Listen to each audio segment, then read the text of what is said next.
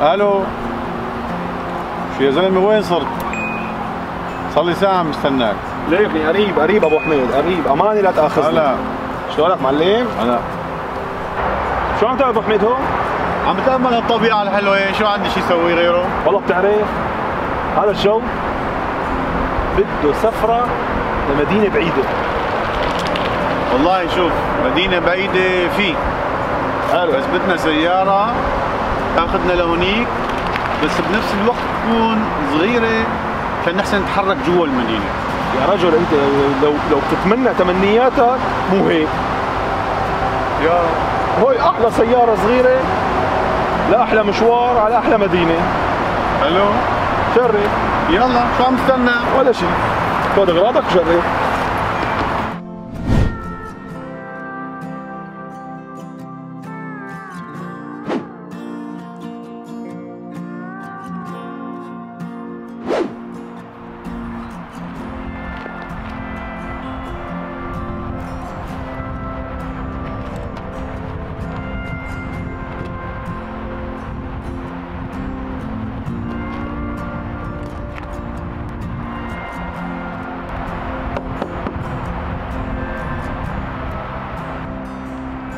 يا زلمة كيف يفتح هذا؟ وين الكبسة؟ ما في شيء. بتعرف اني امبارح طول اليوم عم دور وين الكبسة؟ ايوه تفضل حاول. حاول. ولا حتى المفتاح في شيء. قدام من هون عجزت. سيارة الفورد هون حاولت تعمل شيء جديد، بس أنا برأيي كان شيء سيء جدا. يعني استخدموا هذا المكان لتفتح باب السيارة الخلفية. عاملين لك هون زر صغير تكبسه يفتح الباب. ايوه طبعا طريقة للأسف سيئة جدا، وبتضايق أصلا بالباركينج، بتضايق بالكراج. هون مساحة التخزين. تفضل. تمام؟ تمام.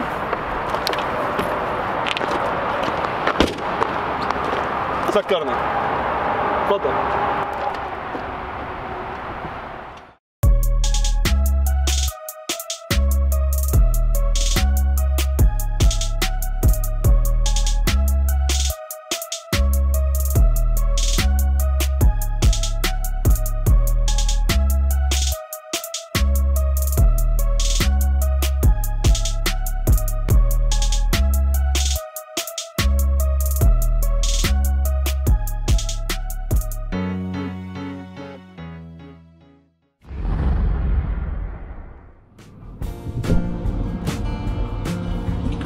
يا الله، وهي احلى فورد ايكو سبورت. يا سلام، هات لنشوف شو عنا اليوم. يا سيدي اليوم سيارتنا فورد ايكو سبورت 2020. حلو. الجيب الصغيرة المحبوبة. يا سلام، سيارة المدن، سيارة الفور باي فور. يلا نمشي؟ يلا خلينا نشوف. يا سيدي حلو. طارق شايف هون ديسبلاي كبيرة ما شاء الله. يعني هلا فورد بسياراتها الصغيرة، سيارات المدن، عم تحاول تعمل شيء حلو انيق وفخم وبنفس الوقت سعره مقبول. يعني هي السيارة احمد سعرها مغري. وين ببلش سعر السيارة هاي؟ هلا الفورد ايكو سبورت بتبلش من 15000 يورو. حلو. الفئات العادية بتوصل لحد ال 25000 يورو. هلا شوف لك شغلة، الفورد بيعرفوا يشتروا سيارات فخمة. يعني عندك اكسبيشن بالاكسبلورر، حتى بالسيارات المونديو والفوكس والسيارات الثانية، يعني سيارات جبارة بصراحة. هلا هون حبوا يروحوا للسيارات الصغيرة اللي متناول الكل، وبنفس الوقت سيارات المدينة. شو هو الموتور السيارة اللي نحن راكبين فيه هلا؟ هلا اذا بقول لك كم سي سي حتضحك. هات لنشوف. هي سيارتنا اليوم 1000 سي سي بس على 3 سلندر. 3 سلندر. نعم 3 جيب. سلندر. هلا حشوف صحيح 3 سلندر 1000 سي سي، بس هذا المحرك بالذات الايكو سبورت اخذ جوائز عديده. ليش؟ هات لنشوف ليش؟ لانه بيعطيك عدد من الاحصنه اكثر من سيارات 1600 سي سي. اليوم هي السياره بتعطي 123 حصان تقريبا. وعزم بتعطيك حوالي 170 نيوتن على دوران المحرك العادي، وبعد حوالي 3000 دورة محرك بتعطيك 30 نيوتن زيادة، يعني توصل ل 200 نيوتن. وهذا الشيء اللي خلى المحرك تبع هي السيارة الايكو سبورت ياخذ جوائز كثيرة، لأنه محرك جبار. يعني عيشك جو السبورت مع يعني لمحة بسيطة من الاس يو في. تحس حالك أعلى من السيارات الثانية. للأسف السيارة ما بتصرف أقل من 8 لتر بال 100 كيلو. المتوسط تبعها بال 8 لتر ل 9 لتر بكل 100 كيلو. يعني توفير يعني عادي. تمام. حلو. حتى التابلو انا شايفه حلو. انا عجبتني شغله بالتابلو هون انه بتحط التليفون، انا كجالس جنب السائق عندك مكان للجوال. تمام. جميل. صحيح. بالنسبه للمواد هون هو عباره عن بلاستيك طري، تمام، يعني جيد التعامل فيه ايضا، ما الشيء القاسي، شايفه انا جيد. وشايف قدامك كمان شاشه. بالضبط. هلا هي فيها شاشتين السياره اللي معنا اليوم، شاشه صغيره حوالي 4 انش وشاشه هون 9 انش. هلا الشاشه مانا بيلت ان، تحسها انه قطعه خارجيه، بس يعني عاطيه جو لاكشوري. الشيء المميز بهي السياره انه فورد تعاونت مع البوس بنظام الصوت، ففيها نظام صوت بصراحه قوي جدا. بالضبط. هلا التابلو هون بسيط جدا، بسيط جدا. في زرار المكيف، فتحتين يو اس بي، الباركينج مشان حساسات الباركينج، بالاضافه لتشغيل وايقاف اوتوماتيك مشان توفير البنزين على الاشارات، وفي الفصل الترانسكشن مشان اذا واحد حب يطلع بالاوف رود او بالجبال بيفصل الترانسكشن تبعها وجير عادي. هلا هون منطقه ما بتحس فيها كثير شغل، ولكن مقبوله، يعني بتعطيك ايحاء الاس يو في.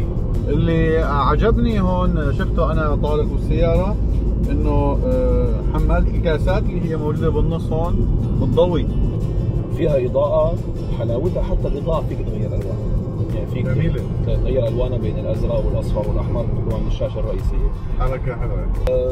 السياره معنا اليوم فيها طبعا نافيجيشن الشركه، فيها نظام كامل سيستم لليو اس بي، لراديو، فيها كثير ميزات، كثير سهله، كثير بسيطه، ما أنا معقده، التعامل فيها كثير سهل، وحساسيه التاتش كثير كمان حلوه. طيب طارق، انا في مساله بصراحه سمعت عن هاي السياره انه وجود الشاشه في وسط السياره ممكن يبعد نظرك انت عن الطريق، فكيف انت شايف من الناحيه العمليه؟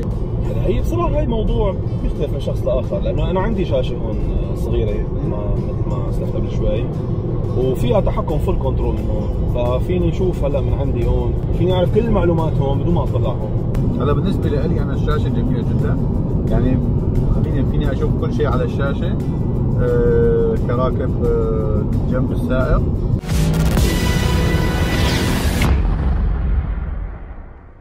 مريحة، يعني علاوة الكرسي كيف عندك كسائق. المقاعد على الأغلب هي المقاعد نفس تصميم مقاعد مستخدمينه بالفئات الأعلى، مقاعد عالية ومقاعد مخصصة للإس يو في، بتحس حالك برياحة كثير كبيرة. في طبعا تحكم للأسف ما له كهرباء، التحكم كله يدوي منوال. رياحة كراسي كثير جميلة، خاصة المواد المستعملة صايرة ميكس بين القماش الكنتارة والجلد. بس ولكن إذا بتقارن المواصفات مع السعر، أنا برأيي 15,000 يورو تشتري سيارة 0 كيلومتر.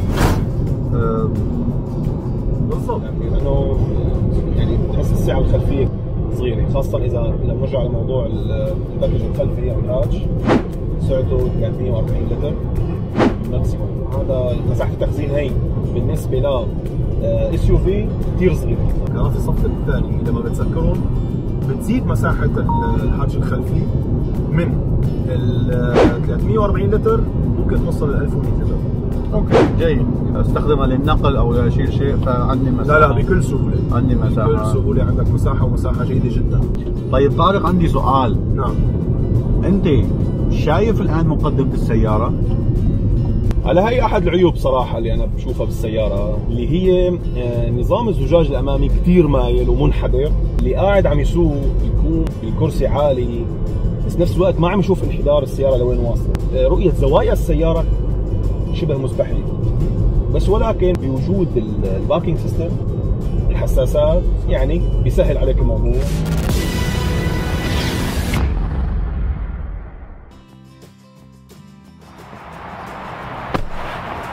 بالنسبة للدخول السيارة سلس جدا، في عندي مساحة أمام الركب، نحو الأعلى في عندي مجال كافي. والشيء اللي عجبني بالسيارة إنه لها هنا سندة ممكن الواحد يسند إيده، تعطي شوي أريحية. كيف المساحة لقيتها ورا؟ عندي تمام. عندك شو؟ والله أنا بالنسبة لي هلا في تجويف بالمقاعد الأمامية بصراحة عامل رياحة جيدة، طبعا محصور شوي، بس بصراحة لقيت في شيء كثير سيء في السيارة اللي هو ما بيقدر حدا يجلس بالنص إلا إذا كان طفل صغير، بس حيضايق. والأهم ما في سنادة. وين السنادة؟ هلا أظن اليوم يعني حجم الكابينة ورا حيأثر على تقييم الميزان. لنشوف هيك بزي. طيب طارق، كيف الرؤية بالنسبة لك بالسيارة؟ من الخلف، بالأمام؟ المرايا كبيرة، الزجاج اليمين واليسار كبير، انت شايف كل شيء. الزجاج الخلفي كمان واضح. بالامام طبعا مساحة شاسعة، بس ولكن العوارض هي اللي شابكة الزجاج الامامي مع الزجاج بالبادي السيارة كثير كبيرة، فانت عندك زوايا ميتة على اليمين وعلى اليسار ما بتشوفهم. وشو فيها ميزات امان السيارة طارق؟ الفئة الستاندر والاعلى فئة نفس أنظمة الأمان ما بتتغير فيها أبدا. فبنظام الأمان الفورد ما عندها نزل، ما بتنزل بالمواصفات على حساب السعر، هي مبلشة من الستاندر وطلوع بكل المواصفات موجودة، مواصفات الأمان اللي فيها. بس الفورد عملت لك ميزة حلوة للزوايا الميتة مع أنظمة الأمان، تعطيك على طول إشعار على المرايا بالزوايا الميتة بوجود حدا على يمينك وعلى يسارك، وحتى على التابلو كمان تعطيك اشعارات على طول. دير بالك في حواليك سياره بالزاويه ميته.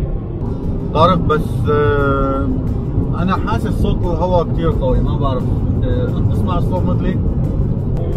هلا للاسف على طرق السفر خاصة تشد فيها فوق ال100 بتحس بالفعل بضوضاء فظيعه. طارق انا سمعت انه هاي السيارة فيها خاصية انه فيك من عن طريق اب تشغل السيارة تشغيل عادي. بصراحة هي ميزة تحسب لفورد عن طريق الابس. تنزل ابس وبتعرفها على السيارة عندك، وصار في عندك فول كنترول بالسيارة، فيك تشغلها عن بعد، فيك تشغل المكيف. وهذا شيء ذكي وحلو خاصة على السيارات الصغيرة. واطارات العربة اللي نحن قاعدين فيها طارق، شو هي اطاراتها؟ الاطارات هي 17 انش مع جنطة كروم. 17 بالنسبة لهيك سيارة يكفي وزيادة، ولكن عرض الدولاب شوية بحسه خفيف. هن كمان بيحسبوها بموضوع الصرف وموضوع يتناسب مع حجم السيارة. اوكي يا طارق، شو رأيك الآن بالسيارة؟ فيك تعطينا تقييمك؟ والله تقييمي للسيارة ممكن يصدمك ويصدم متابعينا. هات لك شو. بصراحة بعد يوم كامل من التجريب ما بقدر أعطيها أكثر من 5 من 10. بس لي أسباب. أول سبب الموتور وقوة أدائه وسرعة استجابته.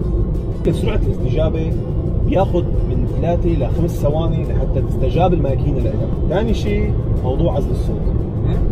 عزل الصوت بصراحة بداية خاصة على المسافات الطويلة بداية. والسبب الثالث اللي هو اللي حكينا عنه قبل شوي بالباب الخلفي. هذا الشيء يعني بيخليك تعطيها مو أكثر من 5 نقاط من 10. أبو حميد، أنت شو تقييمك للسيارة؟ لأني حاسك يعني مبهور فيها. والله أعتقد كمان حتتفاجأ أنت، وما بعرف إذا الجمهور حيتفاجأ أيضا. أنا بقيم السيارة ب 8 من 10. واو، ليش؟ يا سيدي الكريم، نحن راكبين بما يسمى جيب بسعر يبدأ ب 15,000 يورو. هذه نقطة إيجابية. 2، أنت راكب موتور اقتصادي. أنا برأيي هاي السيارة مخصصة للبلد، ما هي مخصصة للاوتوسترادات يعني. عم تاخذ عليها 5 سنوات ضمان، 5 سنوات صيانة مجاني. اليوم احمد انقسمنا بالرأي بين نعم. سلبي وايجابي. مين حيفصل بيننا؟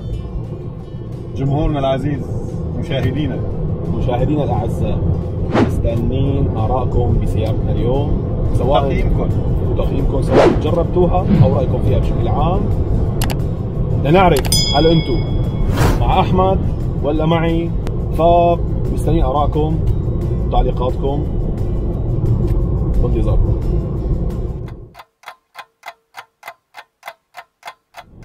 احمد نعم يا طارق. مشينا فوق 200 كيلو، بعدين معلم محضر على مكان بيستاهل. لك يا اخي بيستاهل، بعرف ما بيستاهل ما بعرف، بس ولكن وبعدين ملينا. صبر هلا بشوف وحتكون كثير مبسوط. طب ما عرفت تاخذنا من طريق ثاني كله شحنه. لا هذا احلى طريق، هذا هو الطريق. الله يسامحك، الله يسامحك، تفيقني من الساعه 6 الصبح واخذني مشوار 200 كيلو.